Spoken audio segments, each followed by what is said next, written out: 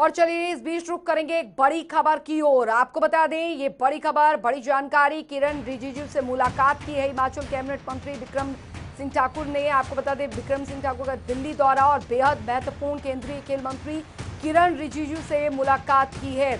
ये इस वक्त की बड़ी खबर। दिल्ली दौरे पर आए हुए हैं कैबिनेट मंत्री और कई केंद्रीय मंत्रियों से उन्होंने मुलाकात की है। केंद्रीय मंत्री किरण रिजिजू से ने आश्वासन दिया है हर विषय पर शीघ्र कार्रवाई की जाएगी।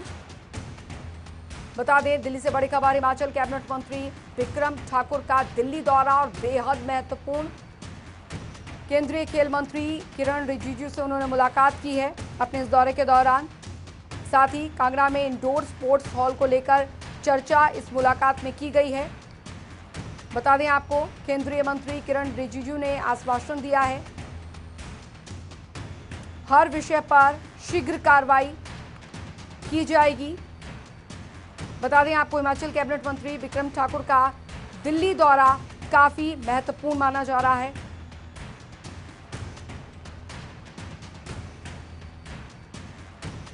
तो बता दें ये तस्वीरें भी हम आपको दिखा रहे हैं। केंद्रीय मंत्री किरण रिजिजू से मुलाकात की है और साथ ही ये दिल्ली में आपको बता दें मुलाकात हुई है, कई विषयों को लेकर चर्चा हुई है। तो बता दें आपको ये इस वक्त की बड़ी खबर, हिमाचल कैबिनेट मंत्री बिक्रम ठाकुर का ये दिल्ली दौरा और कई महीनों में महत्वपूर्ण। ये तस्वीर हम आपको दिखा रहे हैं जिसमें केंद्रीय खेल मंत्री किरण रिजिजू से उन्होंने मुलाकात की है।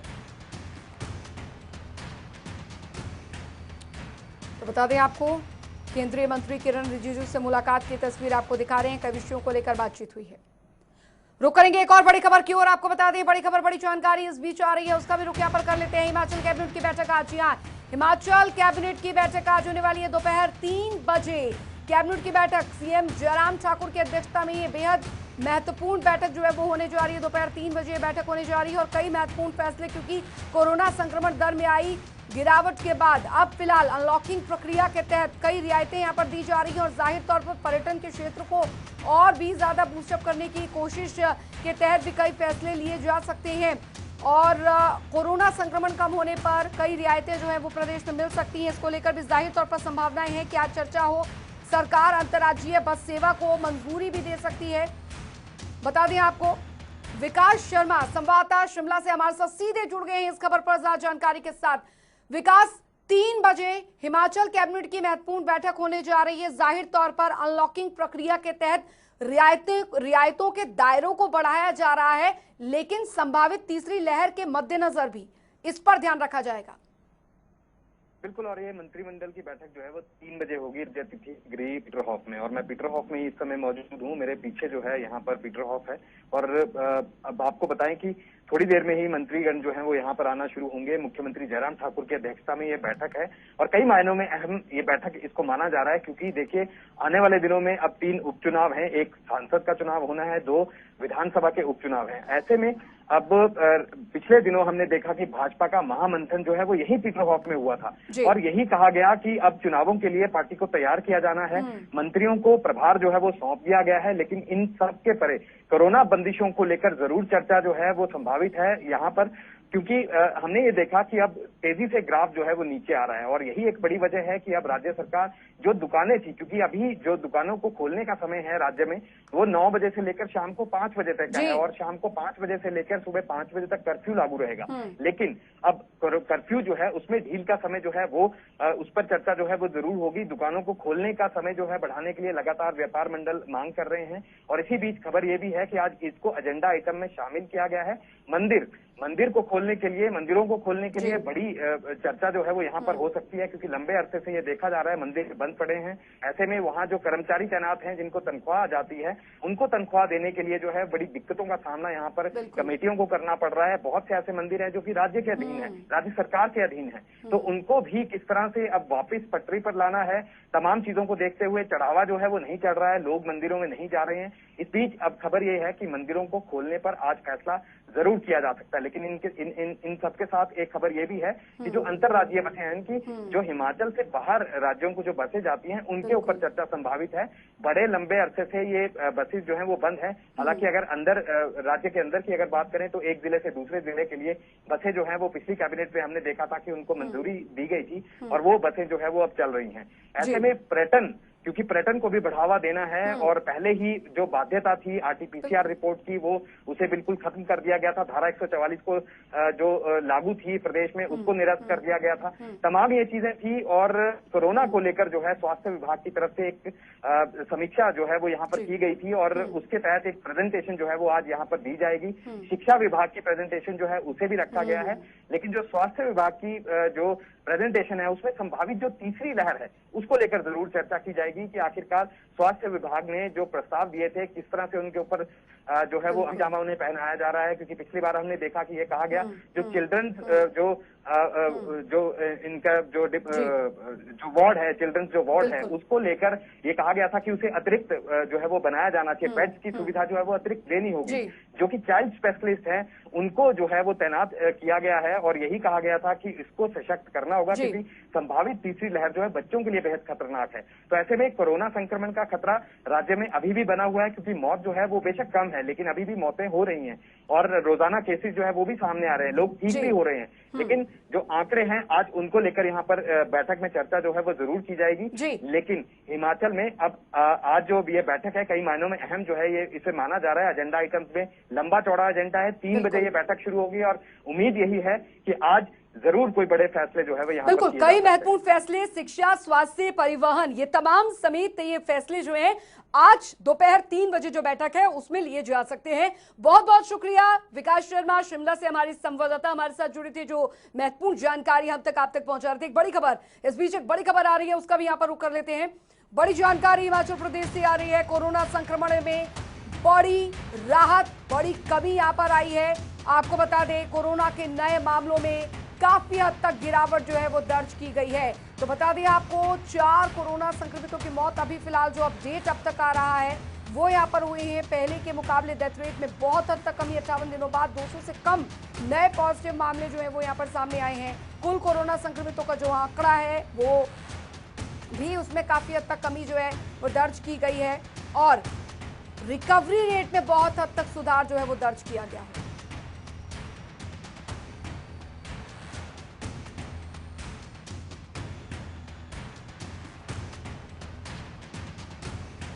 हिमाचल प्रदेश में कोरोना संक्रमण दर में बहुत हद तक कमी दर्ज की गई है। तो हिमाचल प्रदेश में कोरोना संक्रमण दर में भारी गिरावट दर्ज की गई है जो कि एक बड़ी राहत की खबर है। बता दें आपको कि हिमाचल प्रदेश में कोरोना की दूसरी लहर से हालात अब सुधरने लगे हैं। पिछले 7 दिनों से प्रदेश के 4 जिलों में कोरोना से कोई मौत हालांकि अभी दर्ज नहीं की गई और इन जिलों में बिलासपुर, कुल्लू, किन्नौर और लाहौल स्पीति शामिल है। प्रदेश में पॉजिटिविटी रेट में भी 1.7 से 1.3% पहुंच गया है। हिमाचल में एक सप्ताह में 1,38,000 लोगों के सैंपल जांचे गए हैं। इनमें से 1,860 लोगों में कोरोना की पुष्टि हुई है। हालांकि सरकार के लिए इस समय 2 जिले सिरदर्द बने हुए हैं, इनमें चंबा और किन्नौर जिला शामिल है। तो चलिए ग्राफिक्स के जरिए हम आपको अलग अलग जिलों के अलग अलग स्थितियों से भी यहाँ पर रूबरू करवा रहे हैं और आप देख सकते हैं किस तरीके से अलग अलग जिलों में जो स्थिति है वो कोरोना संक्रमण की बनी हुई है। सक्रिय मामले हैं वो हम आपको ग्राफिक्स के जरिए दिखा रहे हैं।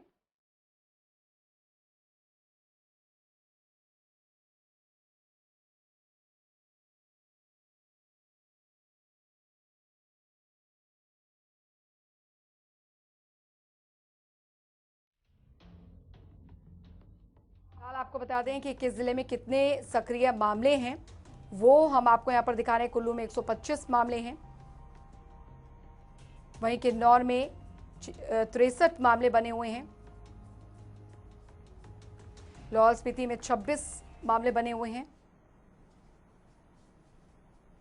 तो सक्रिय मामलों की संख्या भी हम आपको दिखा रहे हैं और फिलहाल ये ग्राफिक्स हमने आपको यहां पर दिखाए हैं। कि आखिरकार किस जिले में कितने सक्रिय मामले हैं। हालांकि राहत की खबर है कि नए मामलों में बहुत हद तक कमी आई है और एक सप्ताह में जिलों की स्थिति भी हम आपको बताते चल रहे हैं ग्राफिक्स के जरिए। बिलासपुर से संवाददाता सुभाष हमारे साथ जुड़ गए हैं और कांगड़ा से संवाददाता हमारे साथ अनूप धीमान हमारे साथ जुड़ गए हैं। अनूप, सबसे पहले मैं आपका रुख करूंगी क्योंकि कांगड़ा में हालात जो हैं क्या सुधर रहे हैं, अभी स्थिति क्या बनी हुई है और संभावित तीसरी लहर को लेकर तैयारियां कैसी हैं प्रशासन की? बिल्कुल अंजलि, मैं कह सकता हूं कि कांगड़ा में हालात जो हैं वो अब सामान्य हो रहे हैं, क्योंकि हम पिछले काफी समय से देख रहे हैं, पिछले 10-15 दिनों से हम देख रहे हैं कि लगातार जो पॉजिटिव का ग्राफ लगातार गिर रहा है और जो एक्टिव केसेस जो एक समय में 13,000 के आसपास पहुंच गए थे वो अब मात्र जो है वो 600 के आसपास रह गए। तो ये बहुत राहत है। मैं कल बात करूं तो एक है वो जिला कांगड़ा में हुई है, तो कहीं ना कहीं राहत की बात है, क्योंकि जो होता है जो है वो कांगड़ा पहुंच गया। ये सारी परिस्थिति जो है अभी कुल मिलाकर के जाए तो कंट्रोल हो रही है, लेकिन साथ ही साथ क्योंकि अब सरकार का दूसरा जो स्वास्थ्य विभाग है उसका सबसे अहम ये होगा कि जैसे टाटा में काफी कुछ ओपीडी बंद की गई थी उनको भी शुरू करना कोई चुनौती है, लेकिन उसी के साथ साथ चुनौती ये भी है कि अगर कहीं तीसरी लहर आती है तो उसके लिए भी तैयारी कर। तो ये सारी तैयारियां जो है वो जिला प्रशासन साथ के साथ कर रहा है। तीसरी लहर का जो है उसके लिए भी तैयारियां की जा रही हैं, जिससे जैसे लगाया जा रहा है बच्चों के लिए खतरा, तो उस हिसाब से तैयारियां जो है वो जिला स्वास्थ्य विभाग की तरफ से या जिला प्रशासन की तरफ से की जा रही है। कोई मेकशिफ्ट हॉस्पिटल जो पहले पिछली बार की बात करूं तो कोविड केयर सेंटर जो चलाए उनको बंद कर दिया गया था, लेकिन इस बार जो मेकशिफ्ट हॉस्पिटल प्रोर की बात करूं 256 बेडेड जो मेकशिफ्ट हॉस्पिटल बनाया है इनको बंद नहीं किया जा रहा है, इनमें व्यवस्थाएं सुधारी जा रही है।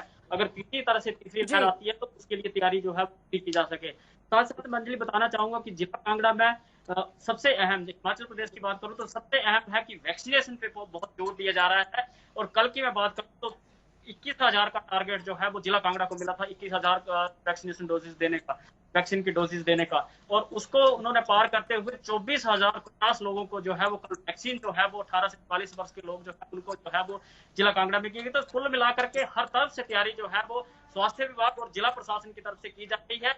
अभी भी आंकड़ा क्योंकि नीचे चला गया है तो उससे राहत भी ली है, साथ के साथ जो अगली वेव है उसकी भी तैयारी की जा रही है, और साथ के साथ क्योंकि वैक्सीनेशन जो है वो बहुत जरूरी है। ये सब चीजों पे जो है वो काम जो है वो जिला में किया जा रहा है। और अभी जो नए मामले आए हैं उनमें बहुत हद तक कमी जो है वो दर्ज की गई, जो कि एक राहत की खबर है। और आज एक बार फिर हम अपने दर्शकों को बता दें कि दोपहर 3 बजे आज हिमाचल कैबिनेट की बैठक होनी है, जिसमें उम्मीद यही की जा रही है कि कई और रियायतें जो हैं अनलॉकिंग प्रक्रिया के तहत सरकार द्वारा प्रदेश में दी जा सकती है। सुभाष ठाकुर संवाददाता बिलासपुर से संवाददाता हमारे साथ जुड़े हुए हैं। सुभाष, क्योंकि जाहिर तौर पर अभी हिमाचल प्रदेश भी एक बहुत ये जो महामारी की एक बहुत बड़ी वेव से निकलकर बाहर आ रहा है, उबर रहा है, या यूं कहें कि एक बार फिर पुनर्जीवित हो रहा है, चाहे वो पर्यटन के क्षेत्र में हो चाहे अन्य रोजगार क्षेत्र में हो। लेकिन अभी फिलहाल क्या स्थिति है? जी, बिलासपुर की अगर बात की जाए तो बिलासपुर में कोरोना की ऊपर स्वास्थ्य विभाग की ओर से पूरे इंतजाम किए गए हैं, और बिलासपुर में अगर कोरोना की बात की जाए तो अभी तक 116 मामले एक्टिव केस दर्ज हैं, जिनमें 108 लोगों को घरों पर ही आइसोलेट किया गया है। सबसे बड़ी खबर यह है कि बिलासपुर में मात्र 8 ही लोग कोविड सेंटरों में उपचाराधीन है, जिनमें से 2 घुमारवीं में है और 4 जो मामले हैं वो सदर कोविड सेंटर में उपचाराधीन चले हुए हैं। अगर बात की जाए वैक्सीनेशन को लेकर तो वैक्सीनेशन के ऊपर बिलासपुर में स्वास्थ्य विभाग और जिला प्रशासन की ओर से पूरा जोर दिया जा रहा है। तो अगर आंकड़ों की बात की जाए तो 1,57,965 से ऊपर वैक्सीनेशन बिलासपुर में की जा चुकी है। चलिए, बहुत बहुत शुक्रिया अनूप आपका, और साथ ही सुभाष ठाकुर आपका इस तमाम जानकारी के लिए। बढ़ेंगे आगे। वहीं हिमाचल प्रदेश के कैबिनेट मंत्री बिक्रम सिंह ठाकुर ने अपने दिल्ली दौरे के दौरान जनता टीवी से खास बातचीत की, आइए आपको सुनवाते हैं। हिमाचल प्रदेश के कैबिनेट मंत्री बिक्रम ठाकुर हमारे साथ बात करने के लिए मौजूद है, दिल्ली दौरे पर आए हुए हैं। सर, कई केंद्रीय मंत्रियों से दिल्ली दौरे के दौरान मुलाकात हुई है, पहले तो सर उसी के संदर्भ में जानना चाहेंगे किन किन विषयों को लेकर जो है वहां पर चर्चा की गई? बड़े लंबे समय से कोरोना काल के कारण से मैं हिमाचल प्रदेश से यहाँ दिल्ली नहीं आ पाया हूँ, और हिमाचल प्रदेश में एज ए इंडस्ट्री मिनिस्टर और ये परिवहन विभाग मेरे पास है, तो उससे जुड़े बहुत से ऐसे मुद्दे हैं जिनके कारण से कुछ मंत्रियों के साथ मुलाकात की है। मेरे अपने विधानसभा क्षेत्र के अंदर भी कुछ प्रोजेक्ट्स जो हैं वो पाइपलाइन में हैं, उन विषयों के बारे में भी मैंने बातचीत यहाँ करने के लिए आया हूँ। पिछले कल मैं अब जो हमारे chemical and fertiliser minister Shri Sadananda Devegowda ji हैं और हमारे यूनियन मिनिस्टर जल शक्ति के श्री गजेंद्र सिंह शेखावत जी हैं और उसके अलावा जो हमारे वित्त राज्य मंत्री श्री अनुराग ठाकुर जी हैं, उनके साथ मेरी मुलाकात हुई है। मैंने, क्योंकि हमारे क्षेत्र के अंदर जो हमारा हिमाचल प्रदेश है, वहाँ पर हमने बल्क ड्रग पार्क वहाँ पे लगे, उसके लिए हमने एक निवेदन कल भी हमने यहाँ पे दिया है और मुझे पूर्ण आशा है कि आने वाले दिनों में बल्क ड्रग पार्क जो है वो हिमाचल प्रदेश को मिलेगा। इसके अलावा जो माननीय प्रधानमंत्री जी का ये कहना है कि हर घर में नल और नल में जल, उसके अंतर्गत कुछ स्कीमों का विवरण मैंने हेल्थ मिनिस्टर अपने जो हमारे जल शक्ति मंत्री हैं उनके साथ किया है। और क्योंकि मेरा जो विधानसभा क्षेत्र है वो हमीरपुर पार्लियामेंट्री में आता है और वो पार्लियामेंट्री जो है वो वित्त राज्य मंत्री जी श्री अनुराग ठाकुर जी की है, तो हमने उसके साथ जुड़े हुए कुछ मुद्दों के साथ बातचीत की है। उसमें मैंने ये बताया है उनको कि कौन कौन सी ऐसी चीज़ें हैं, जैसे हमारे CRF के रोड रहते हैं, हमारा जो खड्डे हैं उनके तटीयकरण की बात है, तो ये सारे विषय हमने कल रखे हैं। आज भी मैं अभी थोड़ी देर में खेल मंत्री जी के साथ मिलने जा रहा हूं, उसके बाद मेरी मुलाकात श्रम मंत्री जी से होगी, इंडस्ट्री मिनिस्टर साहब से होगी और शाम को मैं आदरणीय श्री जगत प्रकाश नड्डा जी के साथ मिलने वाला हूँ। सर, उद्योग मंत्रालय आपके पास है, इन्वेस्टर मीट भी जो है हिमाचल में जो है पिछले दिनों की गई थी, कितना सर जो असर है वो जो है उद्योग में कोरोना काल में जो है फिलहाल देखने को मिला है, किस तरीके की जो परिस्थितियां वो अभी हैं? हमने ग्लोबल इन्वेस्टर मीट में लगभग 94,000 करोड़ रुपए के जो है MOU साइन किए थे, लेकिन दुर्भाग्यवश बीच में कोरोना आ गया। हमने फर्स्ट ग्राउंड ब्रेकिंग ही कर पाए थे, उसके आगे की ग्राउंड ब्रेकिंग की हमने तैयारी करके रखी है, लेकिन समय ठीक नहीं है, इसके कारण से वो हम उसको हम धरती पे नहीं ला पा रहे हैं। लेकिन मुझे पूर्ण आशा है कि आने वाले समय में जब ये सारे हालात ठीक होंगे तो निश्चित तौर पे जो हमने MOU साइन किए हैं उनकी ग्राउंड ब्रेकिंग हम कर पाएंगे। सर, इसके अलावा परिवहन की अगर बात करें, HRTC चूंकि जान कहीं ना कहीं जो है कही जाती है हिमाचल में परिवहन के संदर्भ में, किस तरीके का सर नुकसान रहा है? अंतर्राज्यीय सेवाओं की बात करें तो वो कब तक शुरू होती हुई नजर आ सकती हैं? निश्चित तौर पे कोरोना काल में परिवहन के ऊपर बहुत बड़ा असर पड़ा है, लेकिन इसके साथ साथ मैं ये भी बताना चाहता हूँ कि आदरणीय श्री जयराम ठाकुर जी ने इस पर्टिकुलर कैटेगरी को वहाँ राहत भी दी है, चाहे वो SRT की बात हो, चाहे टोकन टैक्स की बात हो, उसमें हमने 50% जो है उसको माफ किया है। और मुझे ऐसा लगता है आज कैबिनेट की मीटिंग है, मैं तो आज यहाँ हूँ, निश्चित तौर पे आदरणीय श्री जयराम ठाकुर जी अंतर्राज्यीय बसों के बारे में मुझे लगता है आज डिसीजन लेंगे और आने वाले दिनों में जब जैसे जैसे हालात ठीक हो रहे हैं हम रूट्स को बढ़ाएंगे। सर, एक अंतिम प्रश्न और पूछूंगा, चूंकि आज भारतीय जनता पार्टी के राष्ट्रीय अध्यक्ष से भी आपकी मुलाकात है, विधानसभा के 2 उपचुनाव हैं और एक जो है लोकसभा का चुनाव है, किस तरीके की तैयारी है सर? आपको भी कहीं ना कहीं जिम्मेदारी वहां पर जो है मिली हुई है। हाँ, मैं फतेहपुर विधानसभा क्षेत्र में जो चुनाव होना वहाँ का प्रभारी हूँ, लेकिन मैं आपको ये कह सकता हूं कि चाहे वो लोकसभा का चुनाव है चाहे विधानसभा का चुनाव है, भारतीय जनता पार्टी पूर्ण रूप से तैयार है। आने वाले दिनों में जब भी चुनाव घोषित होगा मुझे पूर्ण विश्वास है कि हम लोकसभा और विधानसभा जीतेंगे। चलिए सर, बहुत बहुत शुक्रिया। तो ये थे हिमाचल प्रदेश के कैबिनेट मंत्री विक्रम ठाकुर जी जो जनता टीवी से खास बातचीत कर रहे थे। कैमरामैन राजा के साथ स्पर्श शर्मा, जनता टीवी, दिल्ली।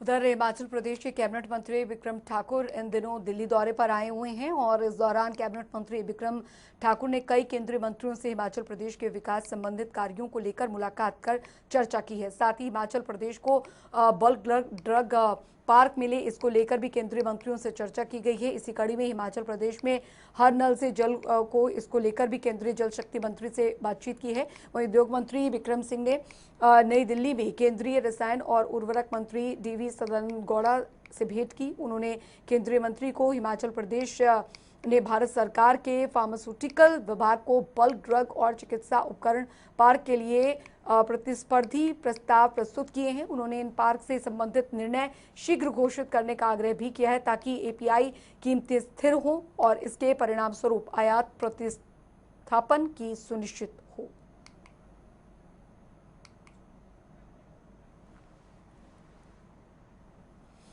वहीं आपको बता दें, उद्योग मंत्री विक्रम सिंह ठाकुर ने अपने दिल्ली दौरे को लेकर केंद्रीय जल शक्ति मंत्री गजेंद्र सिंह शेखावत से भी मुलाकात की है।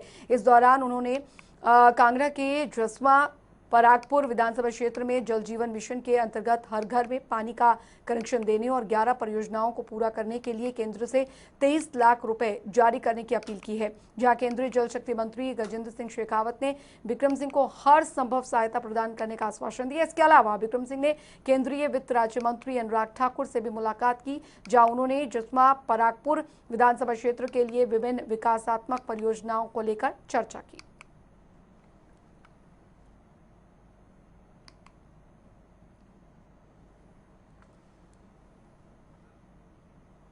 उधर कोविड महामारी को जड़ से खत्म करने के लिए हमीरपुर जिला प्रशासन के द्वारा वैक्सीनेशन में तेजी लाई गई है। आपको बता दें, हमीरपुर में शहर समेत ग्रामीण क्षेत्रों में स्थापित किए गए कुल 60 सेंटरों के माध्यम से कोविड वैक्सीनेशन का टीका लगाया जा रहा है। वैक्सीनेशन में हमीरपुर जिला शुरुआती दौर से ही पूरे प्रदेश में पहले स्थान पर रह रहा है और अब आपको बता दें कि ग्रामीण क्षेत्रों में पहले आओ पहले पाओ से भी स्वास्थ्य विभाग पूरी तरह से काम में जुटा हुआ है। आगामी 3 दिनों में हमीरपुर जिले में 6200 के करीब वैक्सीनेशन लगाने का लक्ष्य रखा गया है, जिसे पूरा करने के लिए स्वास्थ्य विभाग जुटा हुआ है।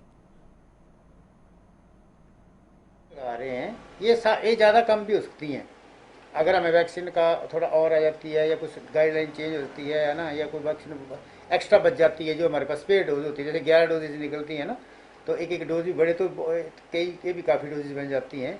तो इस तरह से वो हम सेशन बढ़ा भी सकते हैं, लेकिन आज हमने 60 प्लान किए, 60 तो हमें लगाने पड़ेंगे अगर हमने वो कवर करने हैं। ठीक है। और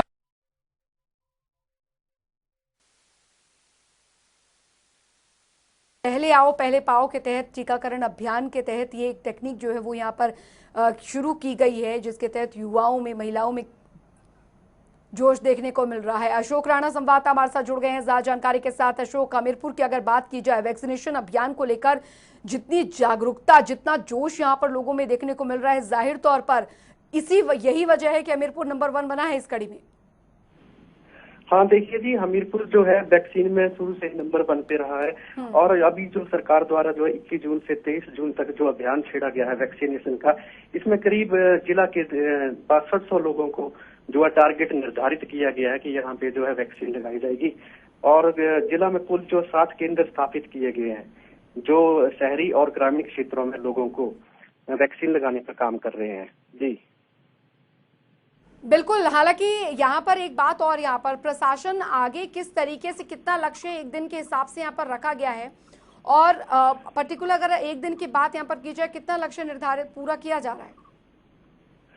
देखिए जी, दिन का जो लक्ष्य निर्धारित किया गया है जो स्वास्थ्य विभाग द्वारा जो है 2200 और 2300 के बीच में जो है निर्धारित किया गया है लक्ष्य, लेकिन फिर भी कुछ सेंटरों में कुछ लोग अभी भी कम पहुंच रहे हैं, जिसके चलते जो वैक्सीन बच रही है वो जो जिन लोगों की शहरी क्षेत्र जो है उन्होंने जो रजिस्ट्रेशन नहीं करवाया है तो उनके लिए भी वो सुविधा जो है बाद में दी जा रही है। जी बहुत बहुत शुक्रिया अशोक इस तमाम जानकारी के लिए।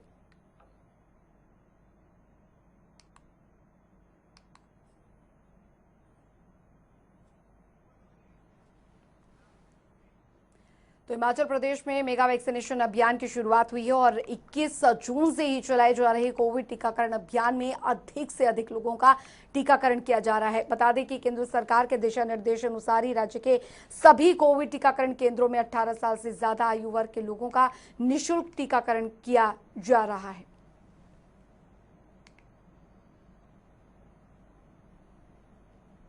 तो ये 3 तस्वीरें भी हम आपको दिखा रहे हैं टीकाकरण केंद्रों में किस तरीके से आप देख सकते हैं जो लोग हैं वो यहां पर काफी संख्या में पहुंच रहे हैं।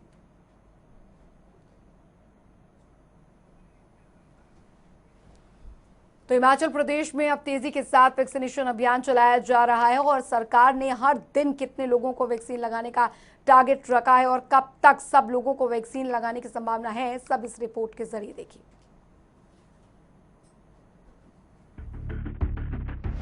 हिमाचल में कोरोना वायरस का डाउनफॉल नजर आ रहा है। ये अच्छा समय है जब ज्यादा से ज्यादा लोगों को वैक्सीनेट किया जाए, क्योंकि तीसरी लहर आने की भी संभावना है। ऐसे में तीसरी लहर से लोगों को बेहतर इम्यूनिटी और लड़ने की क्षमता वैक्सीन ही दे सकती है। यही कारण है कि सरकार ने तेजी के साथ वैक्सीनेशन अभियान चलाने की कवायद शुरू कर दी है। बता दें कि प्रदेश सरकार ने हर दिन 60,000 लोगों को वैक्सीन लगाने का लक्ष्य रखा है। केंद्र सरकार ने हिमाचल को फ्री में वैक्सीन उपलब्ध करवाई है। 20 जून तक हिमाचल में इसकी सप्लाई पहुंचने की संभावना है। 21 जून से इस कार्यक्रम की फिर से शुरुआत की जाएगी। अब स्कूलों, कॉलेजों, दफ्तरों और पंचायत घरों में वैक्सीनेशन सेंटर भी बनेंगे। हिमाचल सरकार लाभार्थियों को रखा जाएगा। 18 से 44 आयु वर्ग के लाभार्थियों को बी श्रेणी में रखा गया है। तो अब प्रदेश में टीकाकरण केंद्रों को बढ़ाने के साथ साथ सरकार तेजी के साथ वैक्सीनेशन अभियान भी चलाएगी, जो कि संक्रमण को हराने में कारगर साबित होगा। ब्यूरो रिपोर्ट, जनता टीवी। चलिए इसी के साथ हिमाचल की खबरों में अभी के लिए फिलहाल इतना ही। बने रहिए जनता टीवी के साथ। नमस्कार।